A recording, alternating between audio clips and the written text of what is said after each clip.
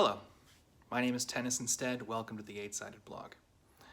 Today, I'd like to talk a little bit about a concept called the social media narrative, which is basically the story that I'm here to tell you on the Eight-Sided Blog and the story that I'm telling you on my Twitter and on my blogs on Stage 32 and everywhere else where I have a social media presence.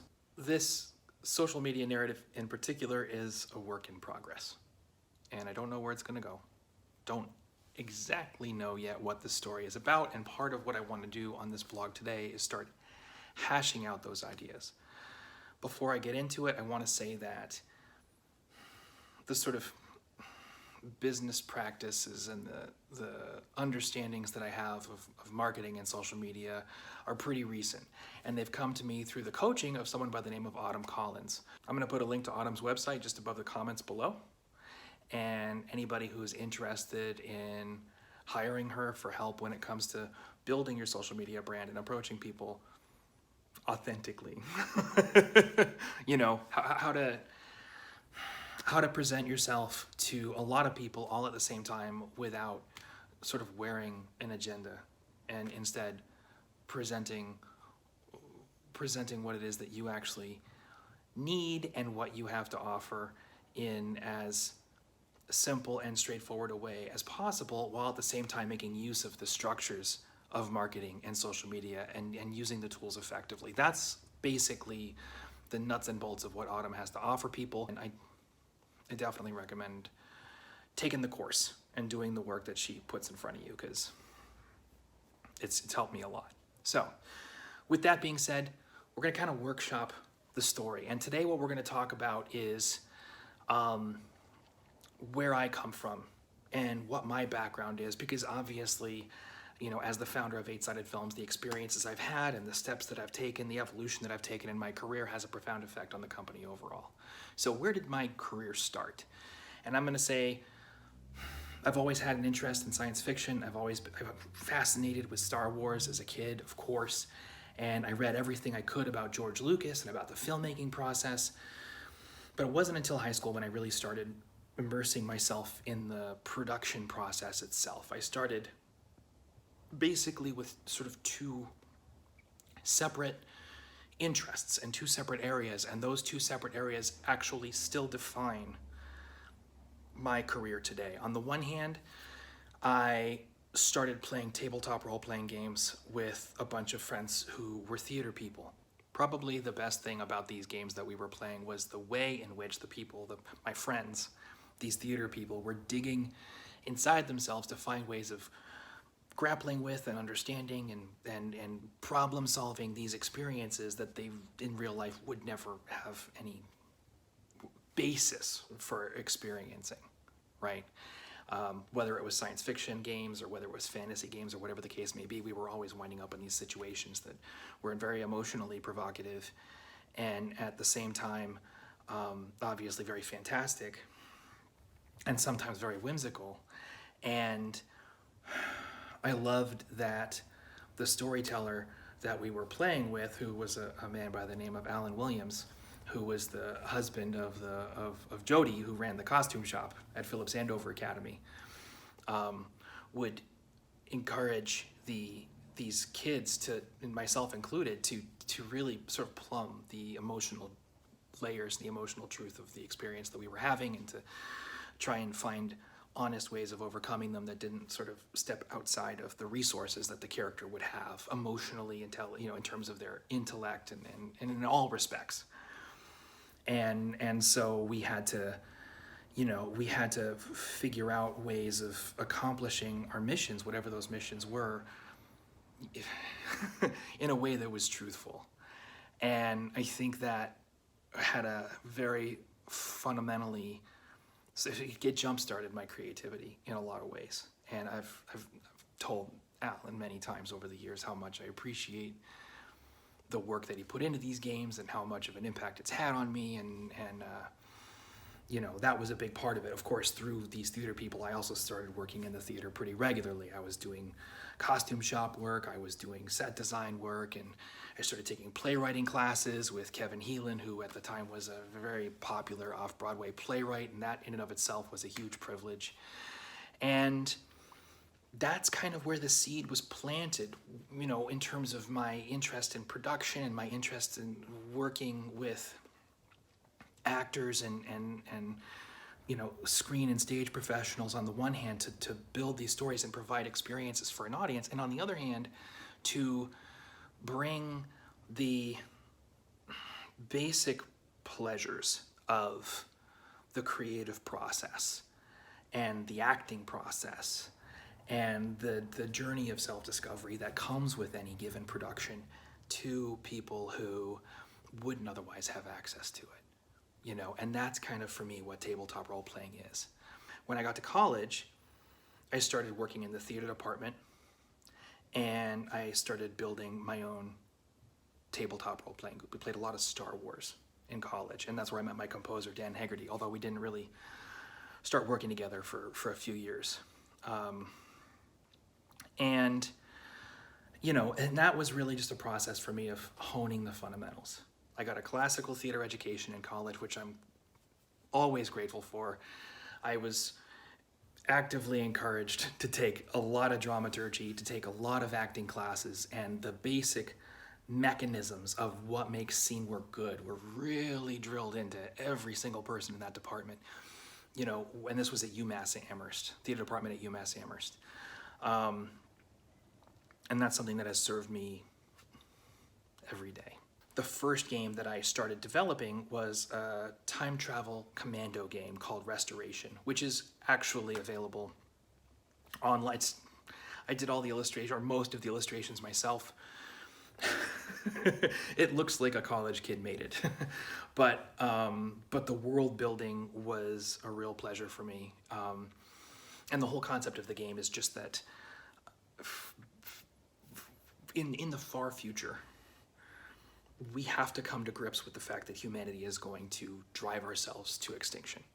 And the way that we come to grips with that is by sending time travelers back into history to change history. And there's science fiction elements to this that make it work. Basically, time commandos, spies, infiltrators, scientists,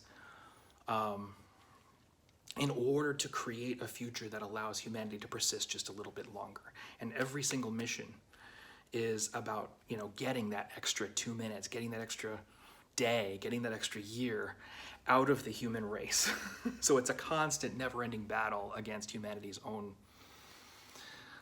short-sightedness, which is fascinating to me. And it's a well-developed world. I think the game is very technical, and I've grown a lot. So when I graduated, I moved to California, and that was another big kind of shift and evolution in my career. I was just finishing the Restoration tabletop role-playing game. I started playtesting it with people out here while I was doing film finance for independent movies. And one of the people that I was playtesting with was a screenwriter. And he was very insistent that I sign over the rights to the project to him. And something about it just didn't sound right to me, so I decided to start figuring out how screenplays are written so that I could develop the content for myself. And the first screenplay I ever wrote was Restoration. And I look back at it, of course, and I'm not happy with a lot of the choices that I made. It's a passive story, and we'll get into that in future blogs. But I learned a lot. I learned that I could write a screenplay. People took a look at the pages that I'd written, and they were very supportive and very encouraging about what they saw. And I think, in hindsight, it probably was the world building that attracted them to it. I'm not good at taking praise, but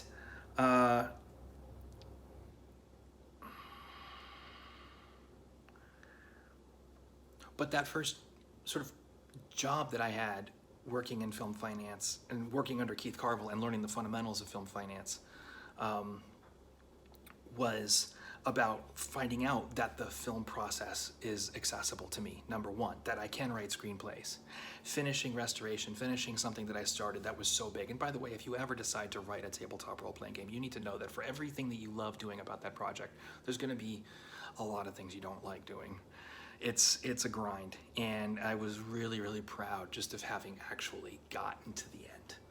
During my years at Unified Pictures, I wrote a lot of screenplays. I had a lot of ideas. I had a lot of creative agendas.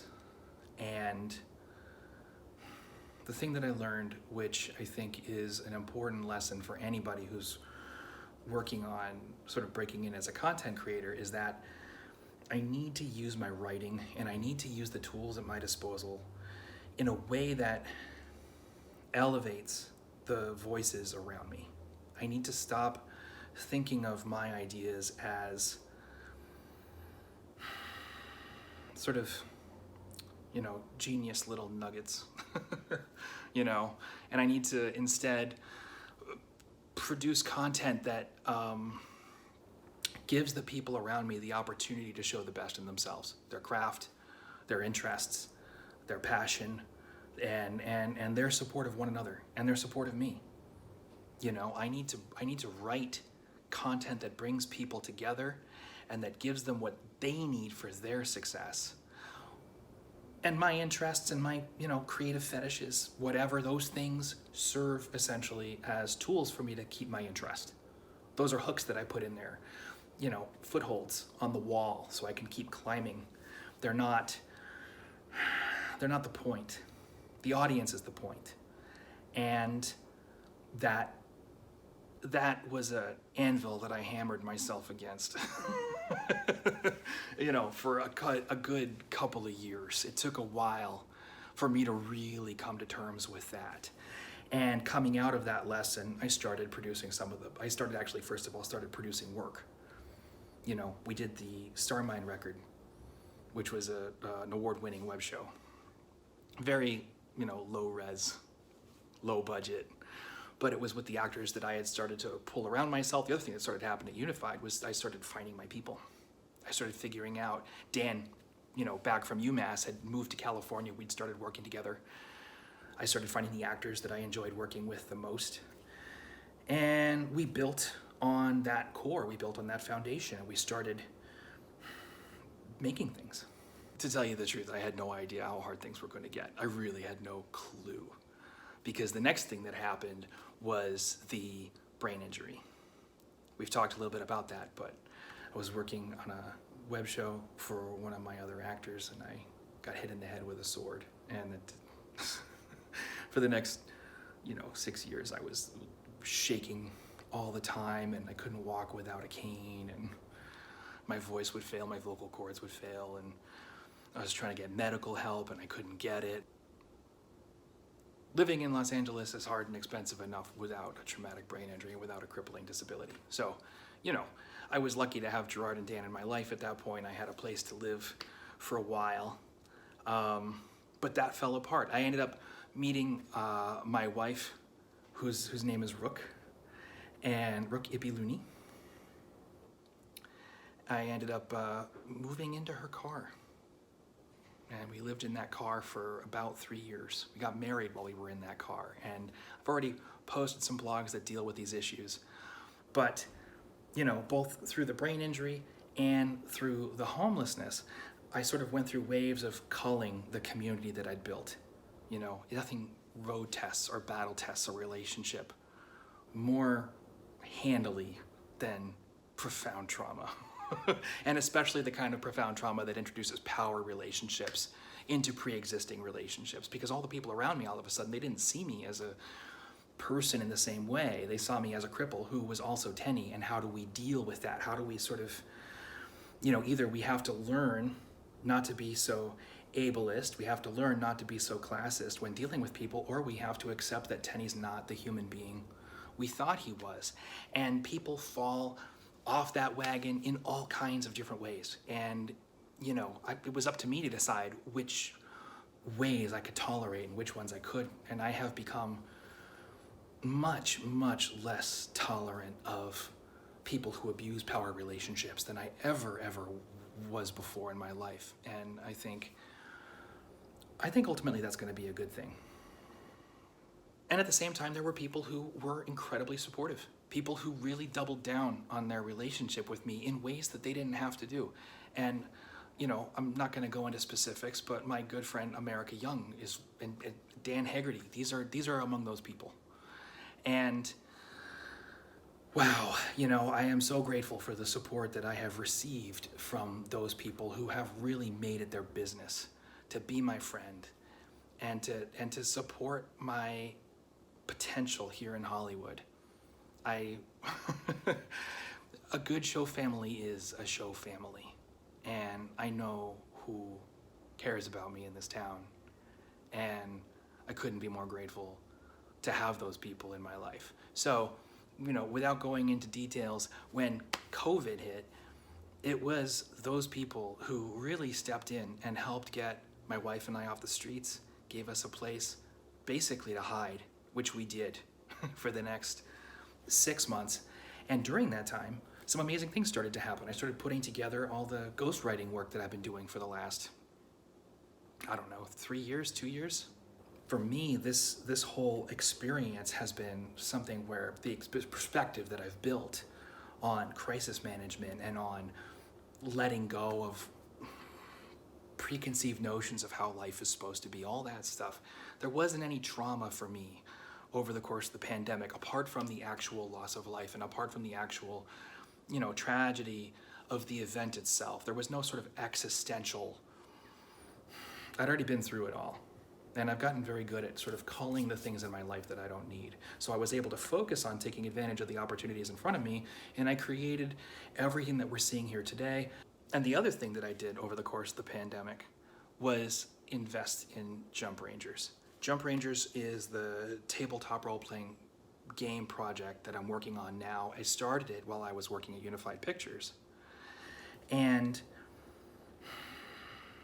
it's been on the back burner. It's something that I've really always been, it came out of that same process of learning to write for other people. And I started looking at gaming, and I started looking at transmedia, and I started looking at all the content that was coming out for families and kids and asking myself, was it satisfying? Was it what I would have wanted as a kid? Was it meeting the needs of our culture? And I think I have something that will do that. So the pandemic was a time for me to step back and really start organizing my thinking when it came to that project. It's a game where you play a little kid space commando between the ages of 5 and 18, and you're helping humanity claim a place in the stars. We've been invaded by these giant alien Tyrannosaurus Rexes. We've been sort of swept off the planet Earth. And like bedbugs, we colonize their spaceships. We spread out in the galaxy because we don't have interstellar travel of our own. We have to steal it. So, while the grown-ups are living this ragtag kind of Rebel Alliance, hard knocks existence with bandaged technology and all that, these special, brave kids are helping people get from one place to another. They're leading refugee columns. They're carrying messages from, human base to human base. They're thwarting alien extermination efforts of the human race. They're trying to find a way to get Earth back. They're finding new places to live. They're sort of taking care of our future. And I think it's uplifting. It's a lot of fun. This is where, I go to when I say I've improved on the restoration system. It's a very clean, simple system. I'm actually working on even cleaning it up a little bit more now. And I'm also working on a novel, kids novel, to sort of present stories. I want to make sure that this is something that I can build on its own terms, not license it off, and just develop content that maintains the core things that make Jump Rangers good. So, the pandemic was a good time for me to work out a lot of the content, the world building, and to develop the game, start playtesting the game, and start writing the novel. Now I'm about a third of the way through the novel. I've got a core book done for the tabletop role-playing game, as well as 5 supplements. And I'm writing 1 or 2 movies a month for clients at this point. I'm meeting a lot of people. I have support from a number of different directions that I'm in contact with people that I admire and that I've admired over the course of my entire life. It's just really nice to have things click into place. It's been a long road, folks. And so the three sort of focuses of my career at this point are, number one, Eight-Sided Films, which we've talked a little bit about already, but basically I want to produce an ongoing series of films for an audience that we build through festival touring.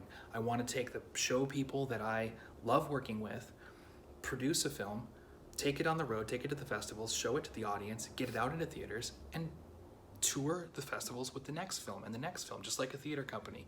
Use the same basic cast and crew to keep people coming back and to build our own brand and make a sustainable company out of repertory theater business practices, basically. I want to take Jump Rangers and develop that and bring that creative process and the essential joys of show business. I want to bring that into the lives of families and kids and give people the opportunity to find their own power in that process. And that's really what Jump Rangers is about. The thing that makes Jump Rangers special is that, you know, there's magic, there's technology, and there's all kinds of things going on in this world that create possibilities, right? Lots of possibilities. But the kids are in charge of those possibilities. It's a question of trusting their potential and trusting their good judgment. And it's play. It's play. So I understand that we don't want kids running around shooting up dinosaurs in real life, okay? I get that. But it creates an environment where the kids can rehearse, where they can play with the idea that they do have that power and they do have that control, and where no one can argue with them about it. And I think that's something we're always denying the children in our mass media. I think that the kid heroes always have some kind of structure that's passed down to them. It's the kids who dictate the structure in Jump Rangers, and to me, that's invaluable. And then thirdly, the thing that's driving my career right now is, you know, the needs of my show community.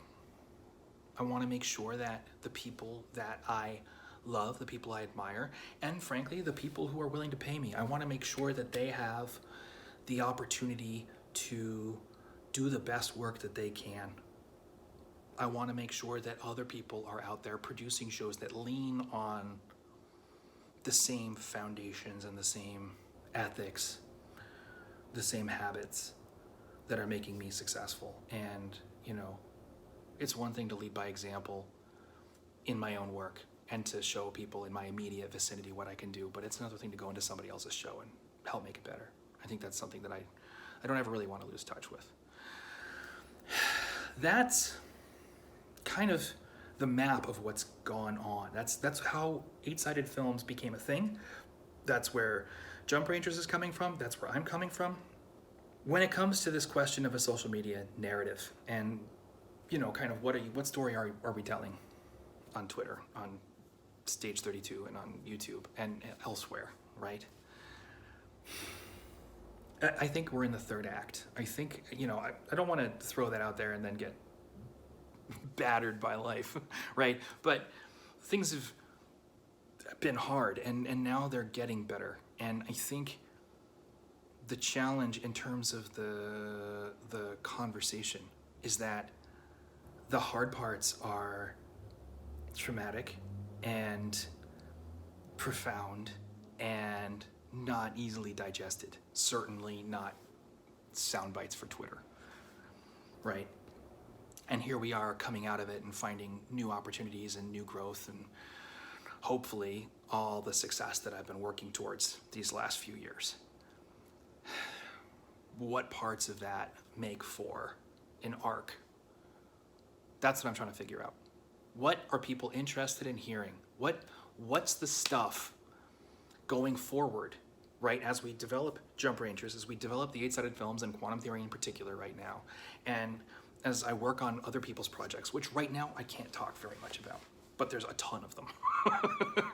And it's occupying most of my time. What's the good stuff? I would love to hear your thoughts. Please share them in the comments. If you like what you're getting from these videos, please click the like button.